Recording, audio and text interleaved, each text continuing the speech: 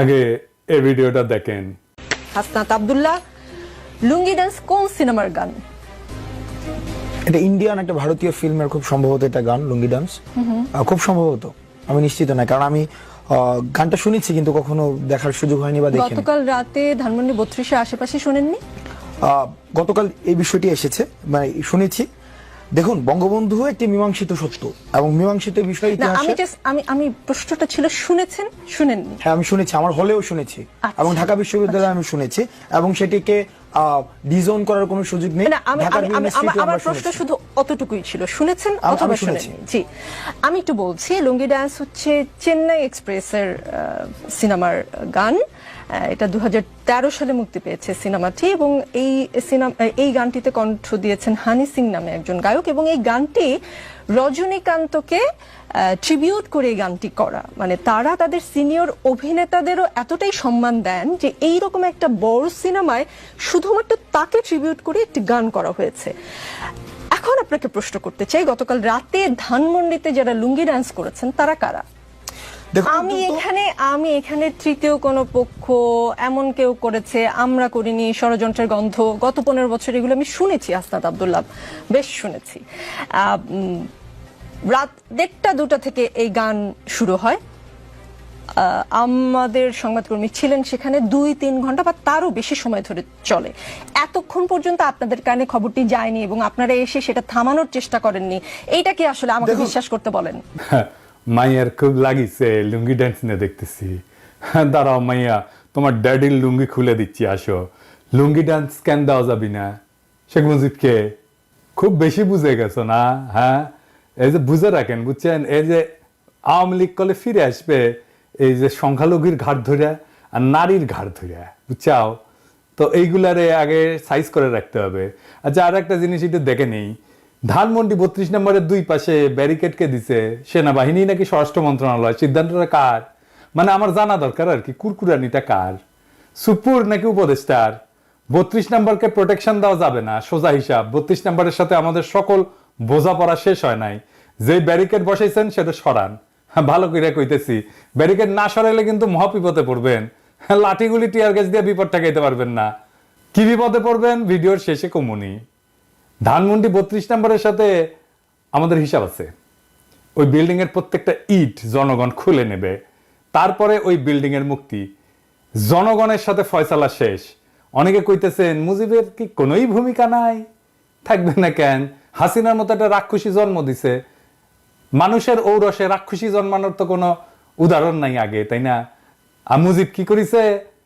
স্বাধীনতার নেতা ছিল। আজ এনে বিষয়টা দেখি। তো মুজিবের যদি স্বাধীনতার জন্য অবদান থাকে, তো জিন্নাহ সাহেবেরও আছে, আছে না? আছে তো। তিনি না থাকলে কি আমরা এই মানচিত্র পাইতাম বাংলাদেশের? এই মানচিত্রটা কার দেওয়া? এটা তো জিন্নাহ সাহেবের দেওয়া। তো জিন্নাহ সাহেবকে আমরা এখন ছেলাম ঠুকি নাকি? হ্যাঁ, কি মানবেন? আজ আর একটা উদাহরণ দিই ইতিহাস থেকে। মুসলিম লীগ আমাদের জমিদারি উচ্ছেদ আন্দোলনের নেতৃত্ব দিল। আমাদের যুগ যুগের এই যে তিতুমির যে লড়াই করলো, হাজী শরীয়তুল্লাহ লড়াই করলো, এই যে নুরুদ্দিন লড়াই করলো, এ কার জন্যে? জমিদারি উচ্ছেদের জন্য। তো এই জমিদারি উচ্ছেদ আন্দোলনের নেতৃত্ব দিল কে? মুসলিম লীগ। তো জমিদারি প্রথা উচ্ছেদ করলো কে? আমাদের প্রথম রাষ্ট্র পাকিস্তান উপহার দিল কে? মুসলিম লীগ। তো আমাদের পূর্ববঙ্গের সব রাজনৈতিক নেতৃত্ব করতো মুসলিম লীগ। মৌলানা ভাসানী বলেন, শেখ মুজিব বলেন, শেরে বাংলা বলেন, সবাই কে না? এই মুসলিম লীগ তারপরে ক্ষমতায় যায় জনগণের বিরুদ্ধে দাঁড়ায় মুসলিম লীগ নিশ্চিহ্ন হয়ে যায় নাই? আমরা কি এখন মুসলিম লীগের নামে জয়ধ্বনি দেই, জয়গান করি? মুসলিম লীগের নামে করি না। এত গৌরবজনক অর্জন থাকা সত্ত্বেও তো কেন করি না? তাইলে ওটার জবাব দেন আগে। আচ্ছা, আর একটা এক্সাম্পল দেই ইতিহাস থেকে। বাংলায় বর্গিরা আসতো, জানেন তো? ওই যে খোকা ঘুমালো পাড়া জুলালো, বর্গি এলো দেশে, বুলবুলিতে ধান খেয়েছে, খাজনা দেবো কিসে? 1741 সাল থেকে মারাঠারা বাংলায় আক্রমণ করে লুটতরাজ, ধর্ষণ, কি নাকি খুন খারাপি এই সমস্ত চালাইতে থাকে। পরবর্তী দীর্ঘ 10 বছর ধরে মারাঠাদের এই আক্রমণ চলতে থাকে। এরাই হইতেছে সেই বর্গি যাদের কথা আমি বলছি আগের এপিসোডে। সে অংশটা দেখান এডিটর সাহেব, গঙ্গারামের কবিতা সহ। সবাই পালাই গেছে বর্গি আসার খবরে। তারপরে গঙ্গারাম লিখতেছে, এই মতে সব লোক পলাইয়া যাইতে আচম্বিতে বর্গি গেরিল আইসার সাথে। মাঠে গেরিয়া বর্গি দেয় তবে সারা, সোনা রূপা লুটে নেও আর সব সারা, কারু হাত কাটে কারু নাক কান, একই চোটে কারু বধে পড়ান, মোহিনী স্ত্রীলোক বান্ধি ধৈরা লইয়া যায়, আঙ্গুঠে দড়ি বান্ধি দেয় তার গলায়, একজনে ছাড়ে তারে আর একজন ধরে, রমণের ভারে তাই শব্দ ফারে, আকাশ বাতাস কান্দে কান্দিছে পাষাণ, রাখো কৃষ্ট কালী আল্লাহ ভগবান। কি বুঝলেন? শুধু সম্পদ লুইটা মাইরা কাইতেই যাইতো না, নারীদেরকে নিদারুণ অসম্মান করত। এই ইতিহাস আপনাকে কেউ বলছে? বলেনি, বলবেও না। শুধু শুনবেন 2 লাখ মা বোনের ইজ্জতের বিনিময়ে স্বাধীনতা পাইছি, যেন এর আগে কোনো আমাদের ইতিহাস নাই। এই যে বর্গীদের অত্যাচার, এই যে বর্গীদের আক্রমণ, এই যে বর্গীদের নিপীড়ন, এটা বর্গীদেরকে কে পরাজিত করছিল জানেন? কে বাংলার অসহায় মানুষদের মুক্তি দিছিল বর্গীর অত্যাচার থেকে নিজ বিক্রমে? কে? কোন সেই বীর জানেন? জানেন না? না, নাম বললে অবাক হবেন। সে মুক্তিদাতার নাম আমরা জানি, কিন্তু তার এই অবদানের কথা আমরা কখনো বলি না, বলবো না। কেন বলবো না? কারণ সেই বীর যে বর্গীর আক্রমণ থেকে বাংলাকে বাঁচাইছিল, বর্গীদের পরাজিত করছিল, সমূলে নির্বংশ করছিল, তার নাম হচ্ছে মীর জাফর আলী খাঁ। হ্যাঁ, সেই মীর জাফর, যে পলাশির আম্র কাননে সমস্ত সৈন্য নিয়ে নিশ্চুপ পুতুলের মতো দাঁড়াইছিল, সেই মীর জাফর আলীবর্দী খানের তরুণ সেনাপতি হিসাবে বর্গীদের পরাস্ত আর সমূলে পরাজিত করে। এই জন্য আলীবর্দী খান এতই তারে পছন্দ করতো যে তার সাথে আত্মীয়তার সম্পর্ক করে এবং উড়িষ্যার শাসনকর্তা নিয়োগ করে। শেখ মুজিবও আর এক মীর জাফর। স্বাধীনতার আন্দোলনের নেতা কিন্তু বর্বর স্বৈর শাসক আর হাসিনার ফ্যাসিস্ট শাসনের আইকন।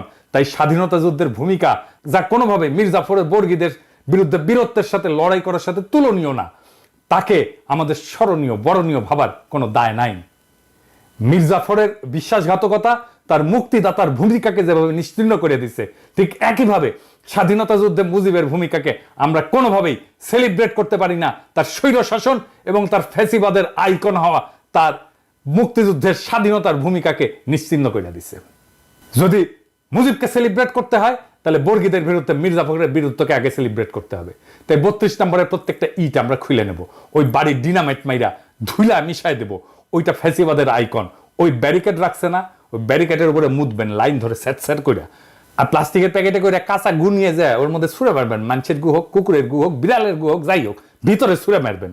যতদিন ওই ব্যারিকেড রাখবে ততদিন ছুড়বেন, ততদিন মুদবেন ওইটার উপরে। কোনোভাবে ওই বাড়িকে টিকতে দিবেন না। মনে রাখবেন, ওই বাড়িতে যদি সংস্কার কাজে কেউ হাত দেয়, সেই এই ফ্যাসিবাদের পুনরুত্থানের জন্য কাজ করতেছে। সেনা পাহারা জয় রাখছেন, সরায় ফেলেন। জনগণের অসমাপ্ত কাজ সমাপ্ত করতে দেন। 15ই আগস্ট গণতন্ত্র মুক্তি দিবস, বাংলাদেশের মানুষ উৎসব করবে, আমরা উৎসব করব। তুই বলার কে রে? হ্যাঁ, লুঙ্গি ড্যান্স না কি করছে?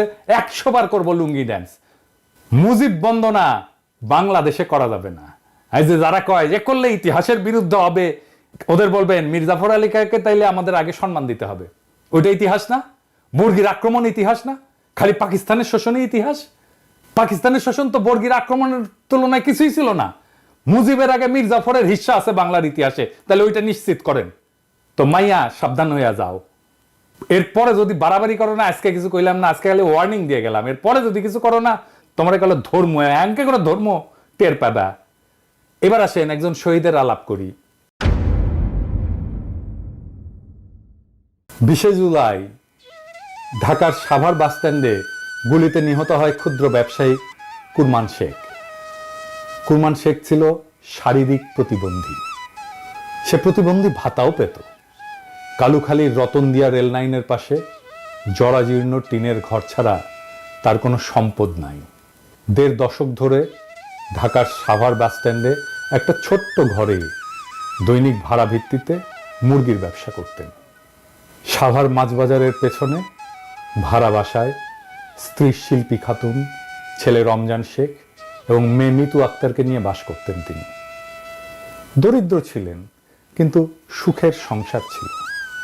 ছেলে রমজান শেখ জগন্নাথ বিশ্ববিদ্যালয়ের লোক প্রশাসন বিভাগের 4র্থ বর্ষে, মেয়ে মিতু আক্তার ইউরোপিয়ান ইউনিভার্সিটিতে BBA 1ম বর্ষে পড়াশোনা করতেন।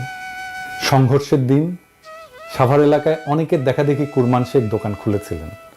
কুরমান শেখের ছেলে রমজান বলেন, দুপুরে সংঘর্ষ শুরু হলে আব্বু দোকান বন্ধ করে পেছনের মাছবাজার এলাকায় বরফ কলের ভেতর আশ্রয় নেন। এ সময় অনেকেই সেখানে আশ্রয় নেন। আমার এক চাচাও ছিলেন।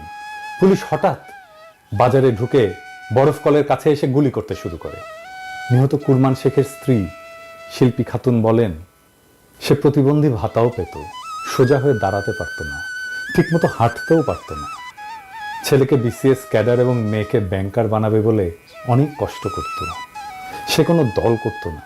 আমার স্বামী হাত জোর করে পুলিশের কাছে বলেছিল, স্যার আমি অসুস্থ, ব্যবসা করে খাই, আমাদের গুলি কইরেন না। এরপর গুলি করে হত্যা করে পুলিশ কুরমান শেখকে নির্বিকারভাবে। হাসিনার পুলিশ এভাবেই হয়ে উঠেছিল ট্রিগার হ্যাপি, ইনডেমনিটি পাওয়া উর্দি পড়া খুনি, যাদের খুন, দুর্নীতি, নির্যাতন, নিপীড়ন করলে কোনো শাস্তি পাওয়ার কোনো ভয় ছিল না। এই বিপ্লবের প্রথম প্রহরেই সেই পুলিশ নিদারুণভাবে কাপুরুষের মতো পরাস্ত হয়েছে সারা দেশে। এদের পান্ডারা হয়েছে পলাতক। কিন্তু এই ইতিহাস আমরা লিখে যাব, বলে যাব যুগ যুগ ধরে, যেন মানুষ এই অমানুষগুলোকে চিনে রাখে, যেন মানুষ এই হাসিনার দুঃশাসনকে চিনে রাখে, যেন মানুষ হাসিনার এই রক্ত পিপাসাকে মনে রাখে। ইনকিলাব জিন্দাবাদ।